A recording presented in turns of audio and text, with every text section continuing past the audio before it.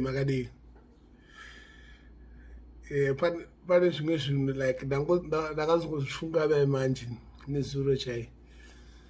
Do you know that Pandakauya kuCanada kuno kuna 1990 ndasikatomboziva kuti kuno kune nhunzi kana gonzo chairo kana bete chairo ndasikamboziva kuti ririko, but ndakasvikira kugeto handamboita kana 3 days ndakatanga kutoona zvakunenge kutori nemapete kuti zvakunenge kutori kumbari ozvo kudo, you know, but time yacho yekwaitonhora saka nhunzi haudzione kana kuchitonhora kuCanada kuno, because ndakasvika kuno muna May 1990. So kwakazongoti kwakupisa kuna naJune July ikoko Germany nhunzi yakapinda mumba, so kanobowa sei especially kari one, but chete chaangosiyana nenhunzi dzekunoku. Nhunzi dzekunoku dzine hunhu dzasiyana nedzekumbari. Dzekumbari dzinoruma, dzinenge dzine nzara. Dzekunoku dzine hunhu chaizvo chaizvo. Kana mapete acho haana danger yekuti anozosvika nekubedroom fanike zvinoita umbari. Ati bete shamwari rinobva kukicheni roenda kubedroom kumbari. Ekumbari ndakatoatadza nemakonzo ekumbari. But since pandakazotanga kuzogara ndega manje ndiri kuno kwaiwa uko ndikwangu kwaningi kwamai vemukadzi vevana ka. But pandakagara ndega paapartment yandiri kugara panapa ndine 22 years ndichigara panapa. Can you imagine? 22 years. Ndakasvika apartment iri empty, musina kana chinhu, you know. Pakauya musikana uyo mumba muno mune mapete. Unoziva ndakazodaidzira anonzani super. When I say super, I mean superintendent. Ndakamufonera ndakati mapete arimo muapartment mangu anyanya nemakonzo ka. Zoti nhunzi ungovhura ningi balcony door nhunzi dzaipinda dzakawanda. Ndobva ndakazotanga wanda senda kuti zvinhu zvotoda mapesticides izvi. I remember one time ndichichaira mapete so akaungana kutange ningi kutange ishwa mukicheni name dining bedroom gaya kuCanada kaiweko zvekuti but vakazodecida kuti isira macupboard manyowani, saka I think it was because of macupboards anga aripo, saka mapete amashoma anongoyawo pano nepapo. Musummertime unoroona bete haiwa hauchai.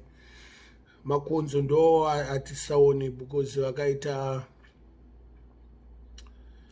vakafilter every apartment. Havana kungofilter apartment one because vaiti vakauya muno mukavaisa mushonga wavo makonzo anotizira munext apartment.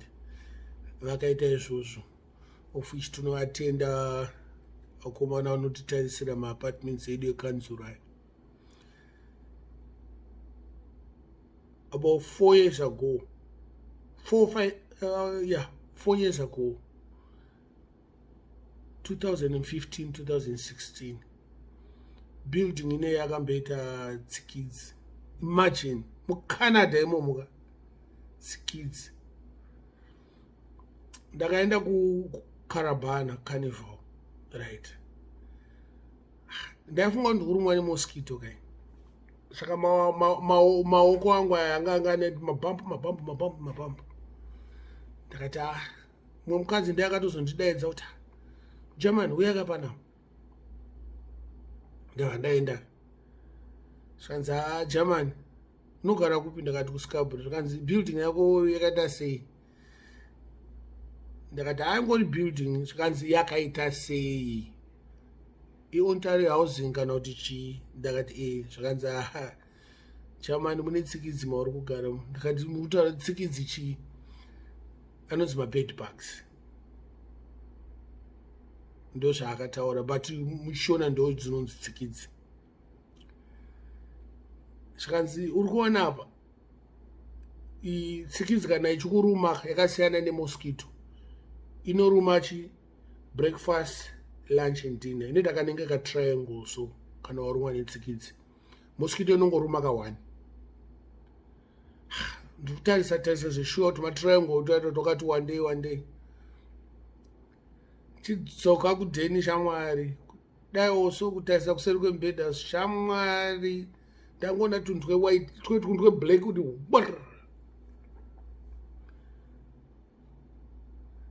noziva ndambofunga ka2 kana ka3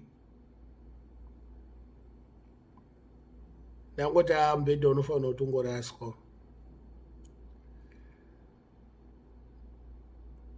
apa angatonditaurira futi kuti wakangoona chii une mashitsi ekala yerudzi ipapo nane mashitsi eblue saka zvakandisingaoneki nandine eblue bcause akanditi kana one white unongochungoona tumasports so tweropa paunopinduka paipo unogona kutsimbirira yachi inobva yafa ati yes man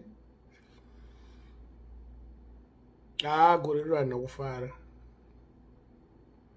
ndichirasa ndichifonera yanga iri long weekend ka ngati Saturday Sunday Monday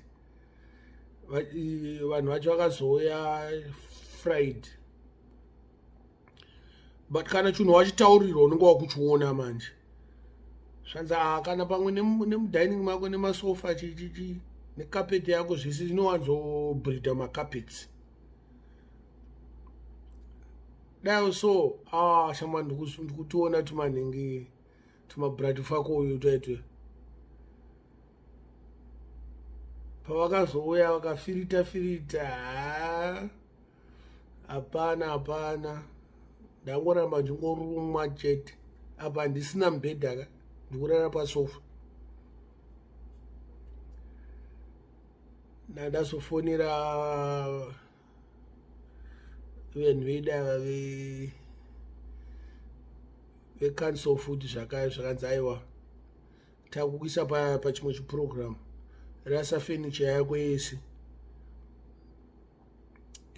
unozotaura nevanhu akati ndatorasa zvimasofa zvangu zvese ndazvirasa panze nekapeti zvese but tsikidzi idzo dzakambondionesa moto dzakanoonesa moto almost 6 months imagine muno mucanada apa before that we like almost 19-20 years ago pakatanga kuuya vanhu kuno kucanada ndaenda kunoona mafesi angu ndaenda kuona bete so ndaita kuita kumerera ukunzwa kusina St. Denis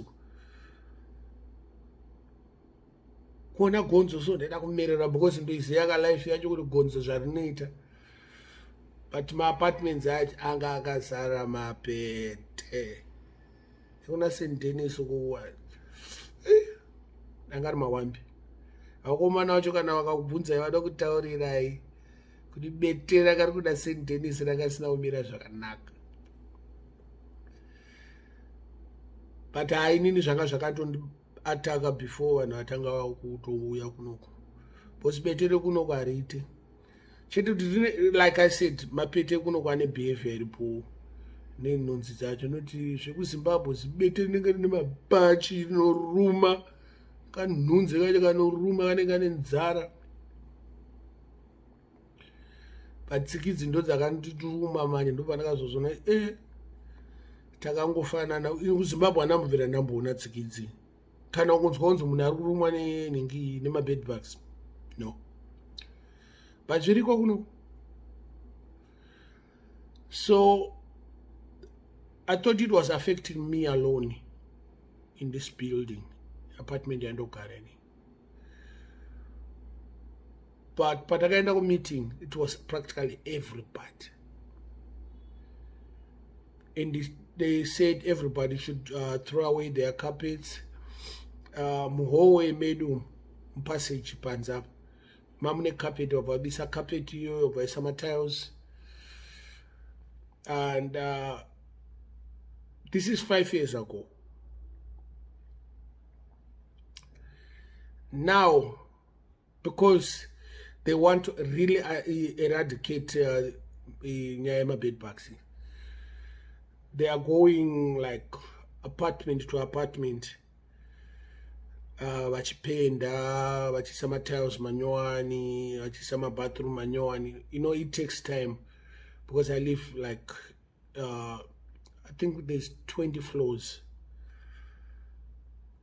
It's a program of 5 years.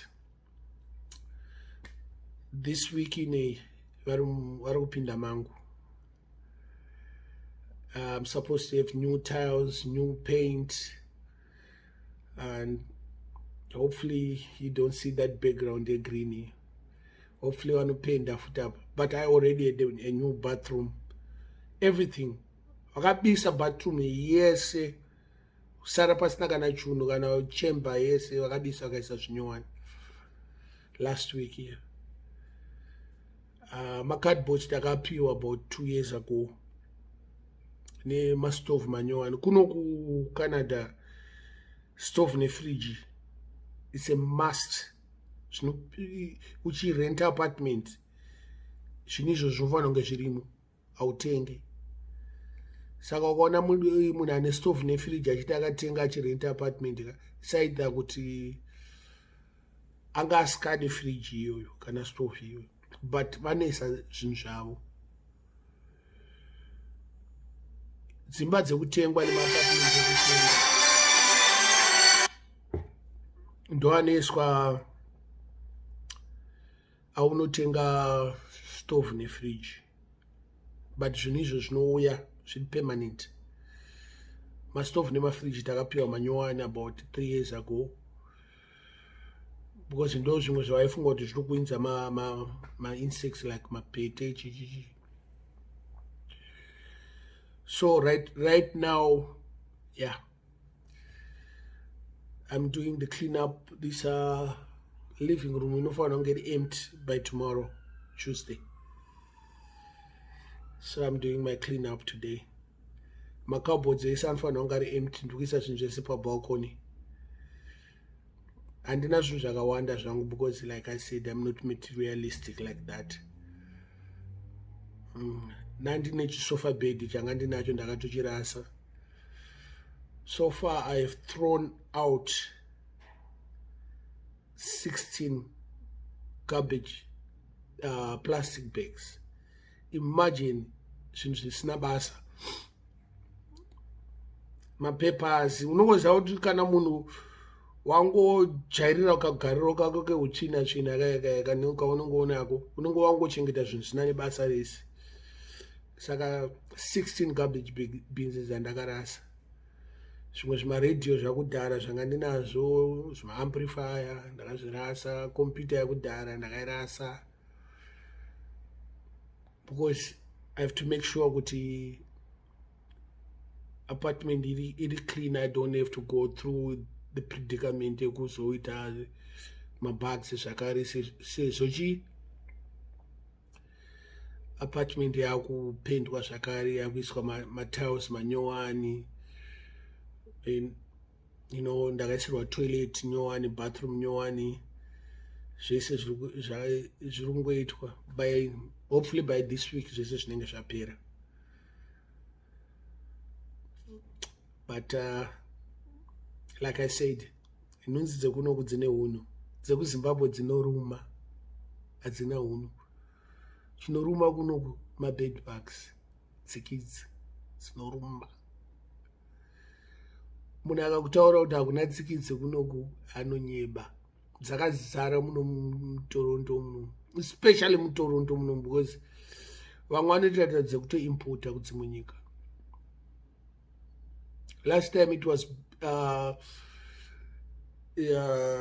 it was blamed on them kubva kumaindia, hanzi maindia ndo ari kunzwinza. But you know,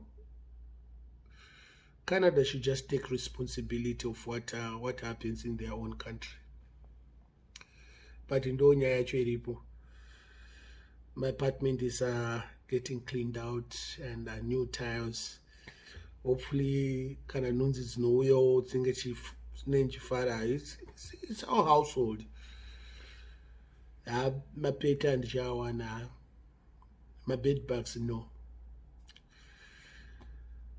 Thanks very much, yeah. God bless.